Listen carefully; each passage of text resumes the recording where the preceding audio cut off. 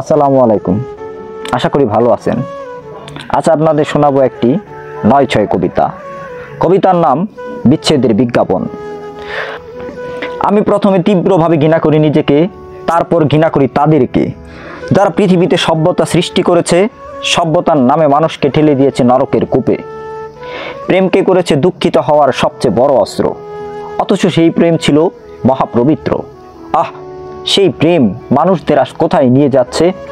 পৃথিবীতে আজ একটি মানব শিশু সুখে নেই। পৃথিবী নাকি সভ্যতার শীর্ষে উঠে গেছে। এই যদি হয়, তবে তাহলে কোথায় গেল পৃথিবীবাসীদের সেই সুখ? কোথায় গেল তাদের সেই শান্তি?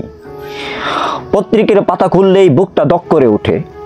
চারদিকে মানুষ মেতেছে খুনের উল্লাসে। আকাশের এক প্রান্ত থেকে অপর প্রান্ত ছুটে যাচ্ছে মারণাস্ত্র। জ্বলছে প্রাসাদ, পালাচ্ছে মানুষ প্রাণের ভয়ে।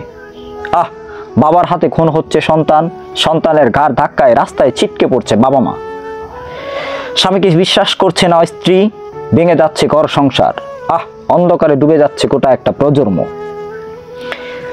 নারী স্বাধীনতার নামে তাকে বিক্রি করা হচ্ছে কোনো বিপণীতে, কিংবা বন্দি করা হচ্ছে বসদের যৌন সভায়। এই উলঙ্গ নারী স্বাধীনতা থামবে কোথায়? কে টানবে তাদের লাগাম? রোজ রোজ বিচ্ছেদের বিজ্ঞাপন। মা শিশুকে অবলীলায় হত্যা করছে তার পাপকে ডেকে রাখতে।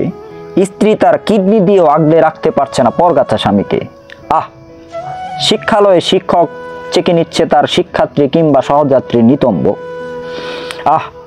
আমাদের এই মহান সভ্যতা ছুটে নিয়ে যাচ্ছে আমাদেরকে মহাশ্মশানের দিকে, যেখানে থাকবে না কোনো পারিবারিক বন্ধন।